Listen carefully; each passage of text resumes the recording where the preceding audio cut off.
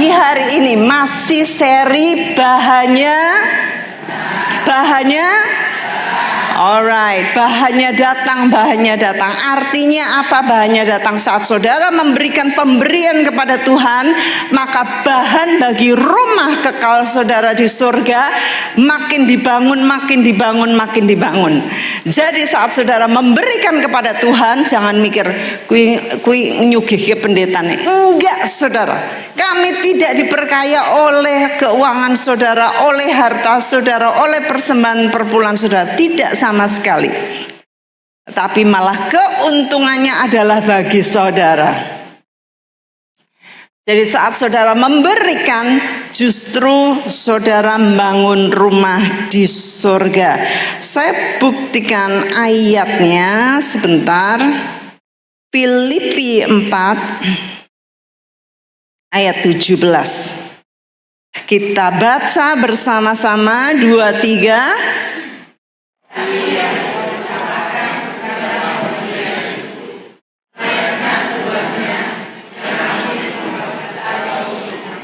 Oke, jadi yang diutamakan adalah kalau saudara memberi itu bukan pemberian itu, tetapi buah yang saudara hasilkan dari pemberian. Jadi saat saudara memberi, saudara itu sedang nabur benih.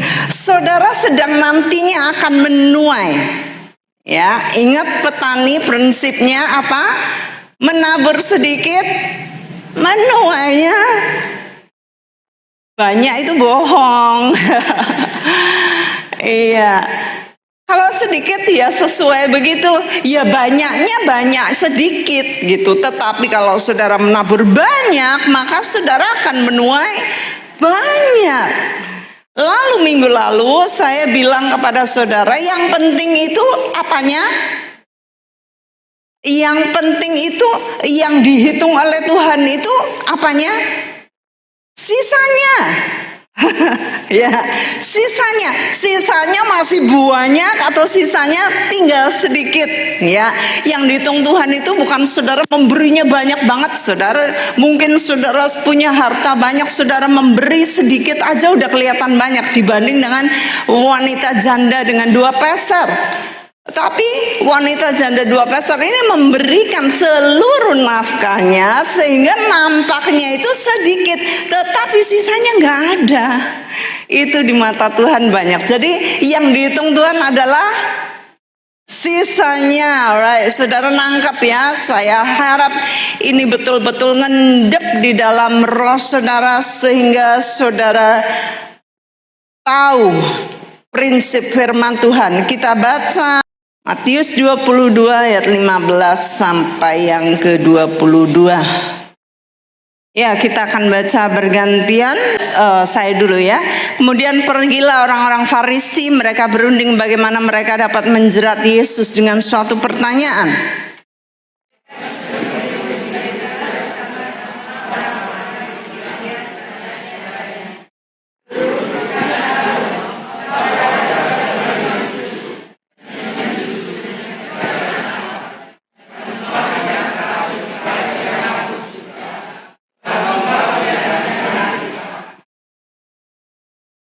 Katakanlah kepada kami pendapatmu, apakah diperbolehkan membayar pajak kepada kaisar atau tidak?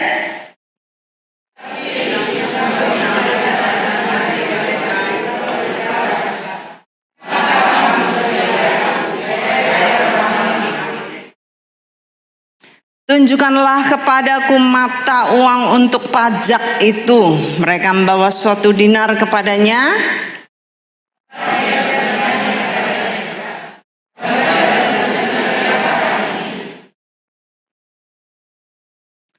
Jawab mereka, gambar dan tulisan kaisar.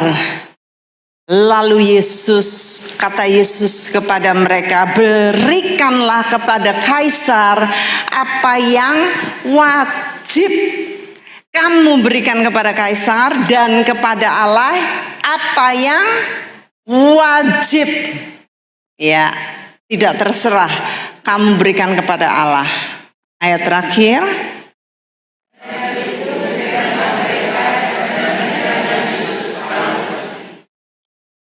Jadi saudara, kita sebagai warga Indonesia ini, kita yang sudah berpendapatan, kita harus punya NPWP dan itu wajib. Wajib untuk kita bayar pajak.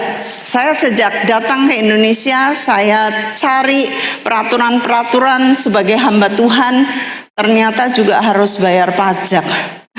Saya akhirnya daftar, waktunya daftar NPWP, saya daftar NPWP dan saya memberikan kepada pemerintah apa yang wajib saya berikan sebagai warga negara kepada pemerintah. Karena saya berdoa untuk Indonesia tiap kali dan saya mendoakan Indonesia dan saya ada di bawah peraturan undang-undang Indonesia.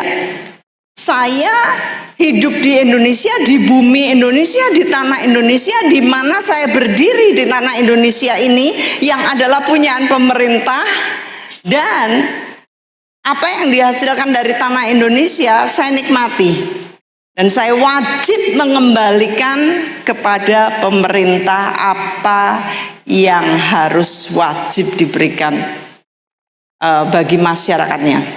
Dan karena saya tahu sejak kecil di sini diajarkan mengenai ayat yang tertera di sana, yang tiap minggu saudara datengin tiap bulan. Maleakhi 3 ayat 8-10, yaitu wajib memberikan persepuluhan. Jadi saya sejak kecil itu sudah melakukan.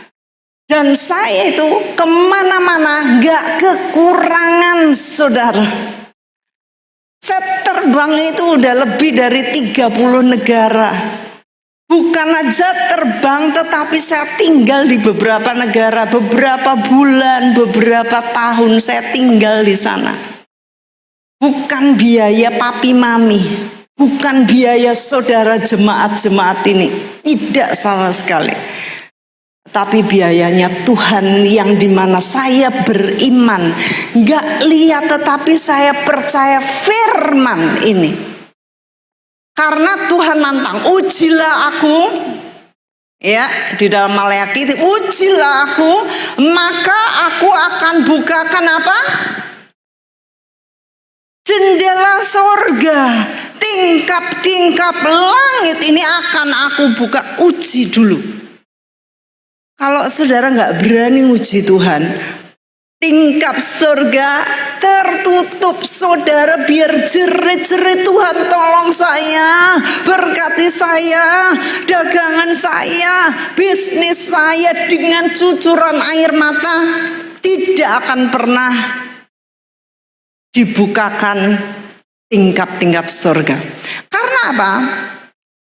Ekonomi surga itu bukan berdasarkan air mata. Ulangin lagi saudara. Very good. Lagi, ekonomi surga bukan berdasarkan air mata, tetapi berdasarkan apa? Iman. Kita mempercayai firman, kita berjalan di dalam roh. Saudara nangis kayak apa kalau masih bayi? Ya, bayi itu, yo dikasih ya. Ini minta itu. Tetapi kalau saudara sudah dewasa, saudara coba coba Pak Abraham ngoek sama Pak Mus, dikasih enggak? Gelino, lucu banget. Wis gerang gede kok oek iki. Kudune kowe sing nyeki kok kowe malah oek. Ya. Kalau Tirsa sama bapaknya, Pak Yakub sama ibunya, itu masih nangis-nangis minta, itu masih patut. Tetapi saat sudah dewasa, kita harus mulai pakai iman dan mempercayai apa yang firman Tuhan katakan. Lalu firman Tuhan katakan apa di dalam Maleakhi itu? Bagaimana manusia engkau bisa menipu aku Engkau bilang menipu, saudara. Firman Tuhan, kalau kita nggak bayar per bulan itu disebut penipu. Itu zaman perjanjian lama, oke, ya. Tapi zaman perjanjian baru, Tuhan itu nggak mentungin kalau nggak bayar per bulan, kamu langsung drop dead mati. Enggak, saudara. Kita nggak dibegitukan sama Tuhan. Tetapi ingat, selalu ada hukum tabur dan tuai. Saudara menabur sedikit, saudara mancing pakai teri, dapatnya iya, apa itu? Macam-macam jawabannya. Yang senang lele ya jawabannya dapatnya lele. Yang senang dori ya ngomongnya dori. Yang senang mujair. Sing apa tadi? Dapat apa tadi? Ya sini, area sini dapat apa, pentul atau apa itu?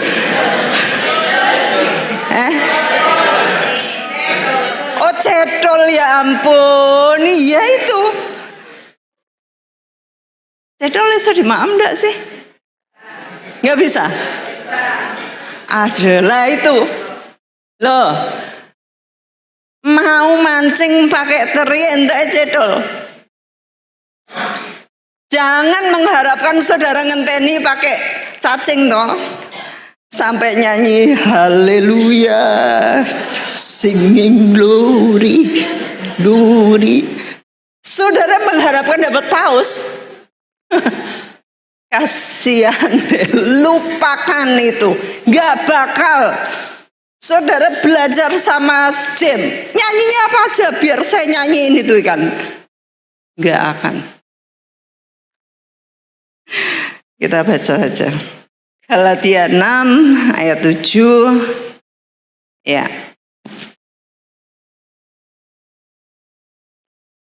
Saudara baca sendiri ayatnya 2-3.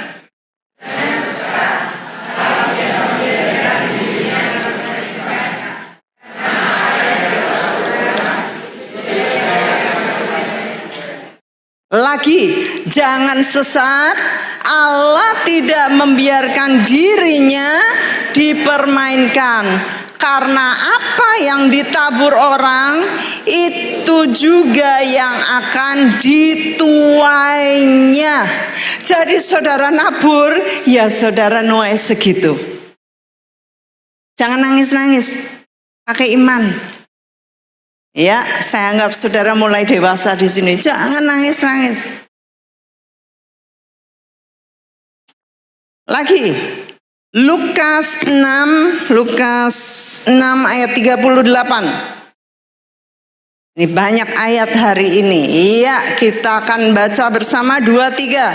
Berilah dan kamu akan suatu takaran yang baik, yang dipadatkan, yang digoncang, dan yang tumpah keluar akan dicurahkan ke dalam ribaanmu, sebab akan diukurkan kepadamu. Ukuran yang saudara pakai akan dipakaikan kepada saudara. Jadi nggak bohong. Tuhan nggak bilang kamu harus bayar loh per bulan. Walaupun tulisannya wajib, tapi kalau saudara nggak mau bayar nggak apa-apa, nggak apa-apa.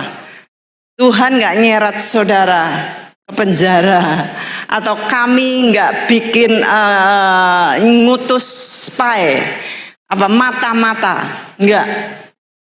Ya. Tetapi ukuran yang saudara pakai untuk mengukur akan diukurkan kepadamu.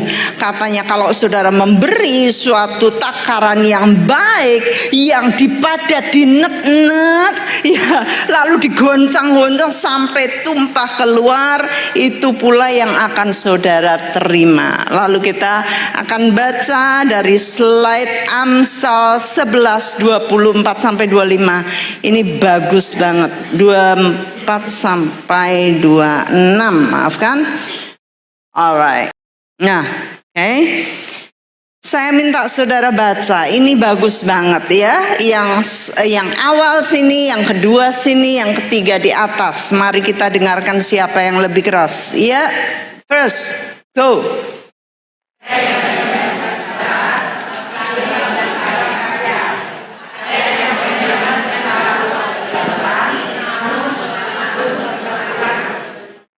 Ya, dua berikutnya.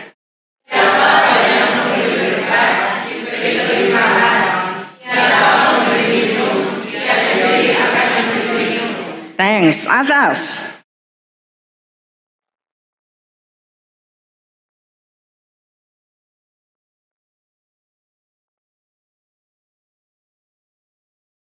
Yang di atas sudah makan pagi ya.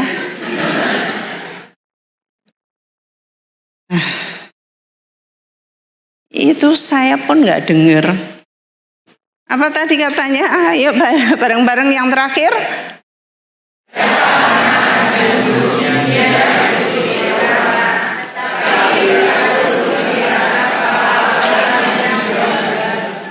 Itu dia.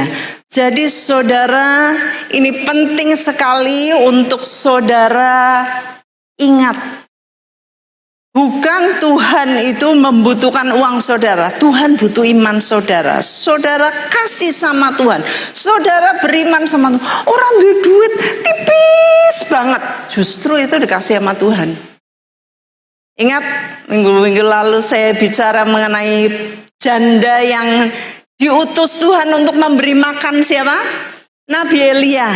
Jandanya apa? Janda kaya raya ting delondeng apa emas-emasnya? Enggak. Janda yang mau mati dan itu diminta Tuhan apa yang dimilikinya terakhir, yaitu nyawanya. Kalau kita sampai berani menyerahkan nyawa kita sama Tuhan, saudara, Tuhan itu enggak tutup mata. Tuhan tahu kita. Kalau kita menyerahkan nyawa, kita akan memperoleh nyawa. Tetapi siapa yang tamak, siapa pelit, siapa yang hitungan, siapa yang pakai kalkulator sama Tuhan, Tuhan juga sesuai dengan ukuran yang kamu pakai, firman Tuhan bilang akan diukurkan kepadamu.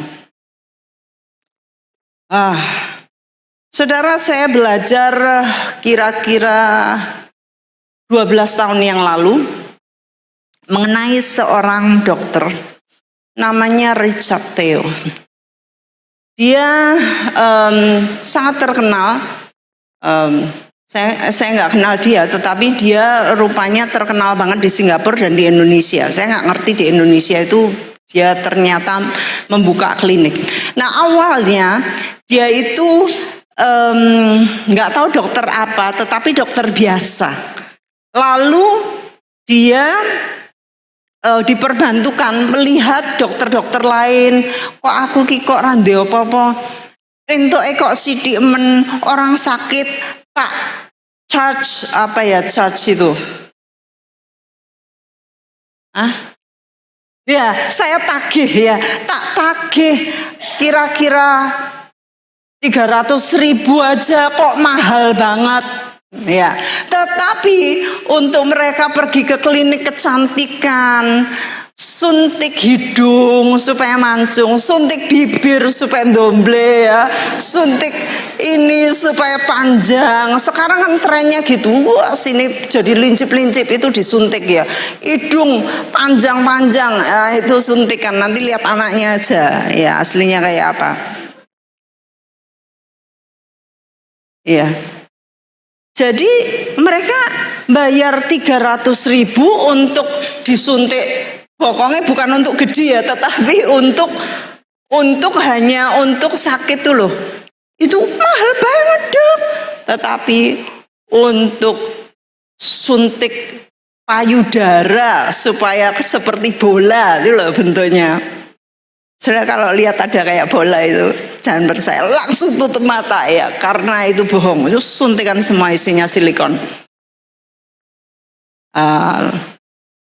Bayar banyak banget, ratusan puluhan juta nggak masalah.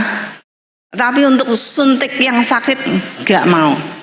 Ya maka dia pikir, saya lebih baik memperkaya diri saja, kan sukses itu katanya dihormati. Waduh, sukses itu prestis. Makanya saya harus sukses, saya harus kejar sukses. Saya mau ganti haluan, saya mau jadi dokter plastik. Bukan plastik tas kresek ibu-ibu, mboten ya. Jadi itu plastik itu wajahnya dioperasi, namanya operasi plastik ya. Yang suntik lah, yang isi inilah, isi itulah,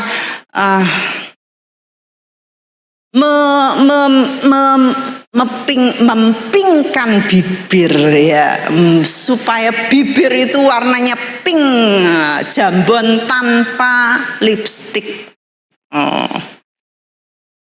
Sulam alis ya, disulam.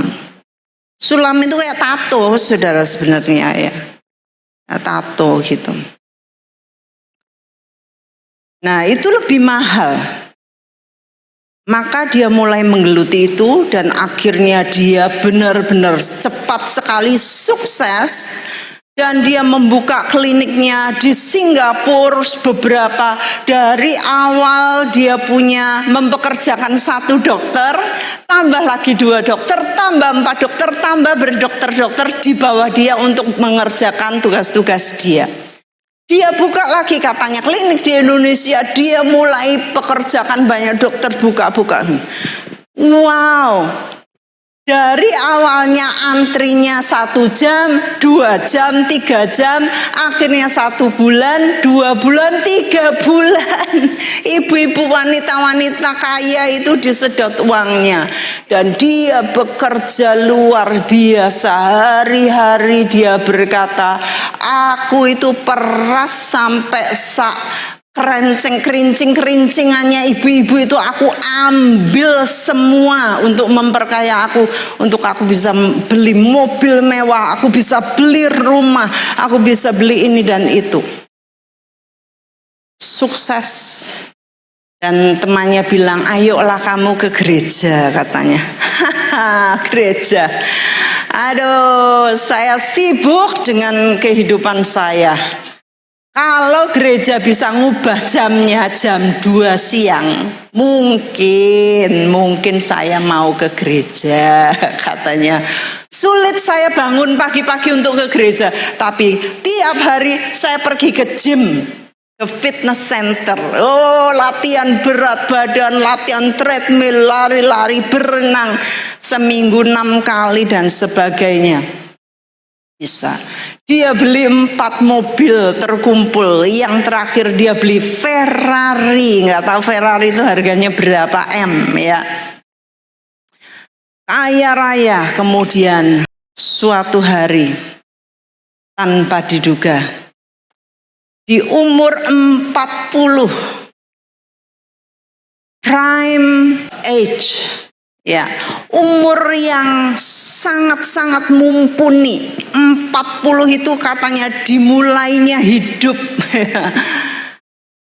Dia sudah punya segalanya. Dia mau bangun lagi, beli tanah gede lagi untuk membuat suatu klinik center dengan temannya di Singapura. Pada waktu itu kok tiba-tiba dia kok punggungnya nggak enak ya. Kok punggungnya rasa nggak enak. Kemudian kok lama nggak sembuh-sembuh, padahal ya aku fitness terus katanya. Maka pergilah dia ke dokter lain dong ya. Kan dia dokter kecantikan. Dia pergi ke dokter lain dan dokter lain itu lihat, ini kok aneh ya? Ada apa? Kamu harus biopsi, dicek. Darahnya dicek, di scan, harus dilihat dalamnya. Apakah benar apa yang saya pikirkan? Akhirnya dicek dan dinyatakan dia kena kanker paru-paru stadium 4B. 4B itu paling pol kira-kira. Lalu dokter bilang, kamu hanya diberi waktu 3 sampai 6 bulan hidup. Kalau kamu nggak lewat kemoterapi, kamu cepat sekali di bawah 3 bulan mati. Kalau kamu kemoterapi pun kira-kira mentok-mentok 6 bulan kamu hidup. Kamu tetap akan mati, nggak bisa. Wah, dia bilang nggak mungkin katanya. Nggak mungkin, saya ini sehat, saya bukan perokok, saya bukan peminum. Wah, dia kumpulin uang segitu banyak, hartanya begitu banyak. Waktu dia masuk rumah sakit, dia berkata, apa aku bisa meluk Ferrari, mobil Ferrari mahalku? Gak bisa. Apa aku bisa main berhamburan dengan uangku? Gak bisa. Apa aku bisa menikmati tanah dan semua klinik-klinik yang dimana aku buka? Sekarang gak bisa. Aku ada di ranjang orang sakit sekarang. Gak mungkin, masih belum bisa menerima kenyataan hidup. Kita lihat wajahnya. Nah, ini dia Dr. Richard Theo. Dia ahli operasi, milioner dia ya. Lalu kita baca pernyataannya sebelum dia mati. Pernyataannya itu luar biasa sebelum dia mati. Dia berkata begini, ketika aku harus menghadapinya, aku itu melucuti diriku dari semuanya. Dan aku hanya fokus kepada satu hal. Aku gak bisa lagi pegang Ferrariku, aku gak bisa ngelus-ngelus lagi bannya, aku gak bisa elus-elus bempernya, gak bisa apa. Tetapi aku cuman fokus kepada satu hal, yang adalah kehidupan. Ironinya, banyak kali hanya ketika kita ini mau mati, hampir mati, kita baru belajar kehidupan. Apa artinya hidup? Saya ulangi. Ironinya, banyak kali ketika kita ini menghadapi kematian, baru kita belajar kehidupan. Bukannya kita sekarang masih hidup, kita harusnya mikirin nih, gimana nanti kalau saya mati, tetapi enggak. Terus mengkis-mengkis, ya, nafas saja udah nggak bisa, baru mikir, nek mati piye, duitku, mobilku, rumahku, nggak bisa, telat. Kita belajar kematian itu saat kita masih hidup ini loh, ya. Jadi mari kita baca. Saya melakukan PET scan keesokan harinya dan mendiagnosa saya memiliki kanker paru-paru mematikan stadium 4B. Kanker itu sudah menyebar ke mana? Ke otak. Separuh tulang belakang, seluruh paru-paru saya penuh dengan tumor hati adrenalis. Waktu untuk menanti biopsi, di sana saya berbaring di meja operasi menatap kosong ke langit-langit ruang operasi yang sepi dan dingin. Tiba-tiba saya mendengar suara dari dalam diri saya, bukan dari luar, dari dalam. Suara hati yang tidak pernah saya dengar sebelumnya. Dan ia mengatakannya secara spesifik. Ia berkata, hal ini terjadi pada dirimu pada saat puncak hidupmu. Karena hanya dengan begini kamu akan mengerti. Pada saat itu emosi saya meluap dan saya luluh dan menangis sendirian di sana. Dan kemudian saya tahu secara bersamaan apa maksud dari hanya inilah caranya. Karena saya sudah sedemikian bangga akan diri saya, selama hidup saya tidak membutuhkan orang lain. Saya memiliki bakat, mengapa saya perlu orang lain? Saya begitu penuh akan diri sendiri sehingga tidak mungkin saya berpaling kepada Tuhan. Bahkan jika saja saya didiagnosa dengan kanker stadium 1 dan 2 atau 2, saya akan sibuk mencari kesana kemari ahli bedah kardiotorasik terbaik, membuang sebagian melakukan lobectomy, melakukan pencegahan melalui kemoterapi. Kemungkinan untuk sembuh sangat besar. Siapa perlu Tuhan? Tapi kanker saya stadium 4B, tidak ada manusia yang bisa menolong, hanya Tuhan. Dia berkata, kalau kanker prostat masih bisa disingkirkan, masih bisa dipotong. Kanker payudara masih bisa dipotong payudaranya. Tapi kanker paru-paru, mana bisa paru-paru saya dibuang. Pada suatu hari saya terbaring di ranjang, berjuang suatu siang mempertanyakan Tuhan, mengapa saya harus mengalami penderitaan ini, mengapa saya lagi harus mengalami kesusahan perjuangan ini, mengapa saya, maksudnya saya ini yang sehat, saya yang udah punya ini dan itu. Ketika saya tertidur dalam keadaan mimpi, muncul visi penglihatan yang mengatakan Ibrani 12 ayat 7 sampai 8. Coba kalian bayangkan, pada saat itu saya itu nggak baca Alkitab. Saya tidak punya bayangan apa itu Ibrani. Bahkan saya tidak tahu ada beberapa bab di sana, benar-benar buta. Lalu dia ini dikasih sama temennya namanya Denny. Temennya ini memberi Alkitab, jadi dia ambil, dia buka Alkitabnya dari perjanjian lama, dia buka nggak ketemu. Mungkin di perjanjian baru dia buka, baru dia ketemu Ibrani itu yang mengatakan demikian.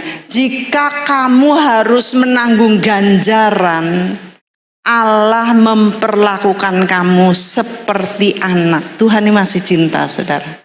Tuhan masih cinta, berarti dia masih dianggap anak oleh Tuhan ya. Itu sebabnya Tuhan pakai dia di akhir hidupnya kalau dia mau bertobat.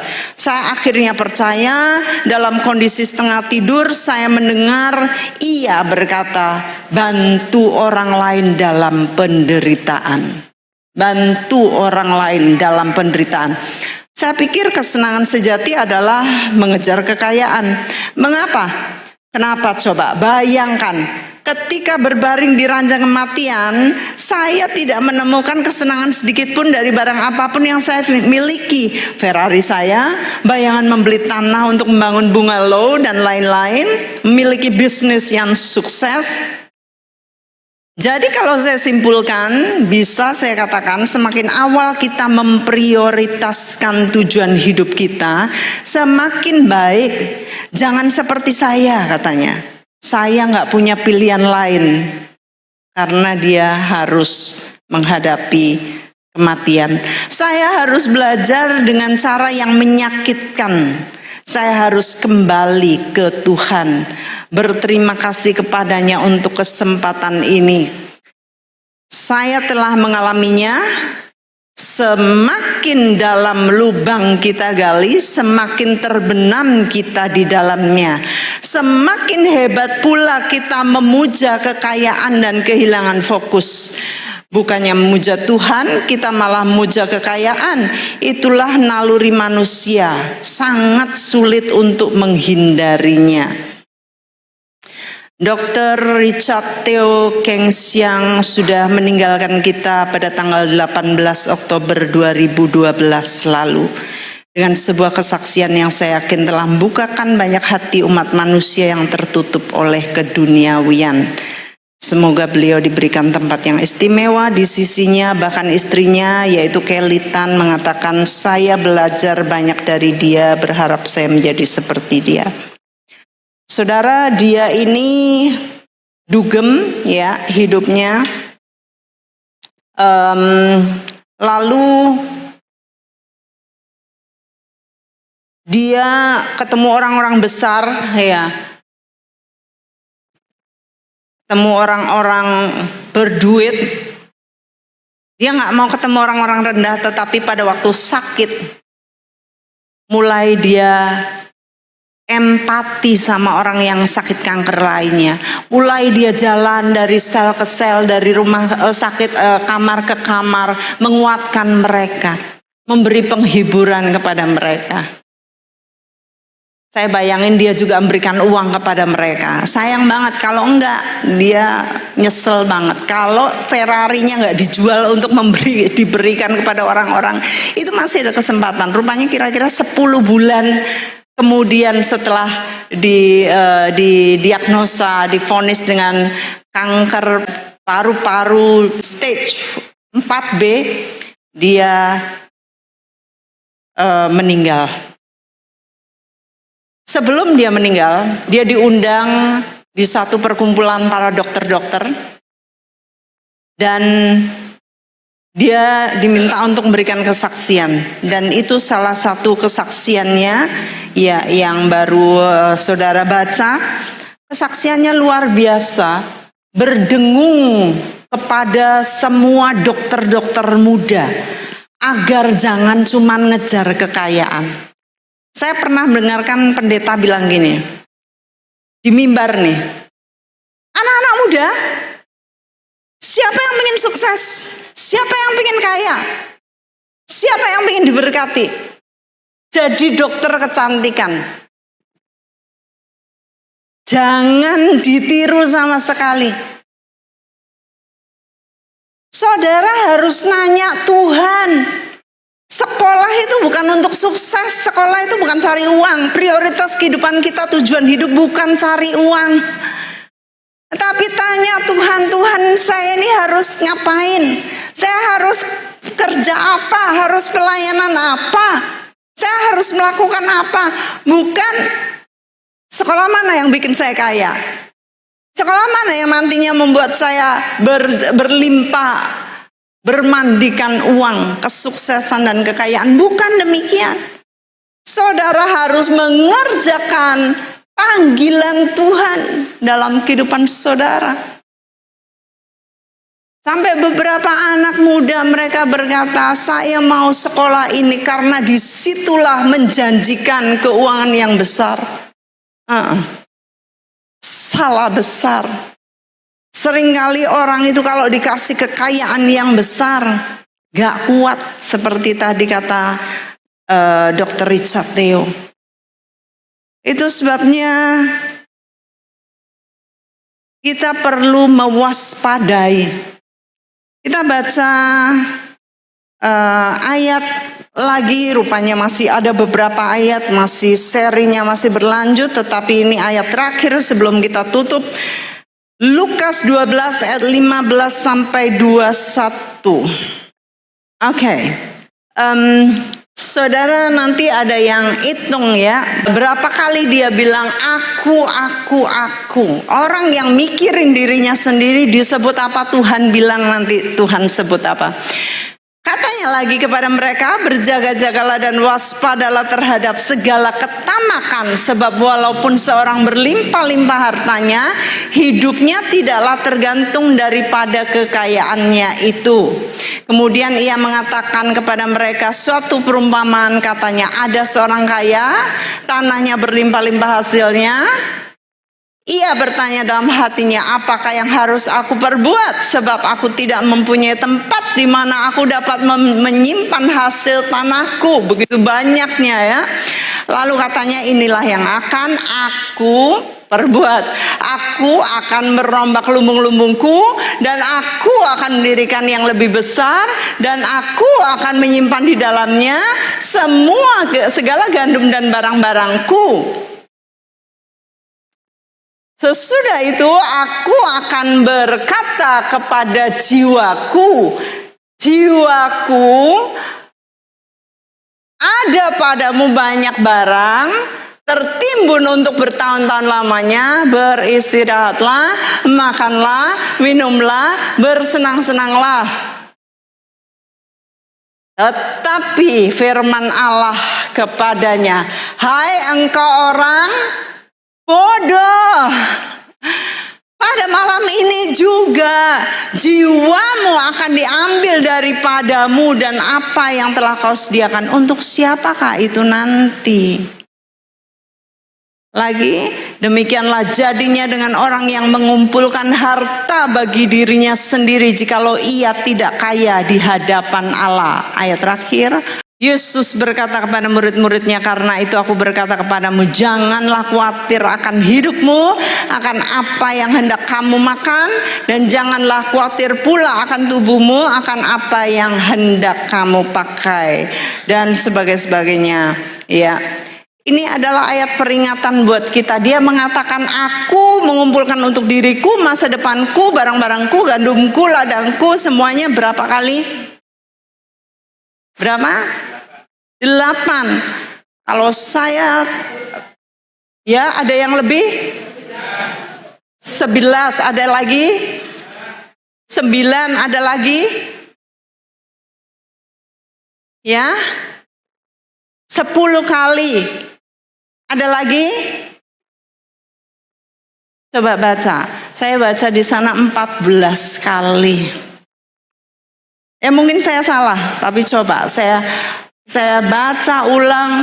Rupanya dia bilang, aku kalau nanti aku kaya, aku bisa mengumpulkan segalanya, aku akan bangun lumbung-lumbungku dan aku akan menyimpannya dan sebagainya. Tetapi Tuhan bilang, hai orang bodoh, Tuhan bilang, goblok kamu, malam ini kalau aku ambil nyawamu, mau apa kamu? Mau buat apa semuanya itu kamu kumpulkan?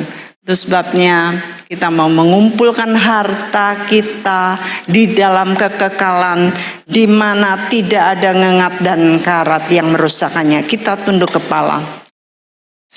Bapa di surga, hamba mengucap syukur untuk firman yang Tuhan titipkan kepada kami, untuk kami dapat nikmati bersama, kami kunyah di alam roh,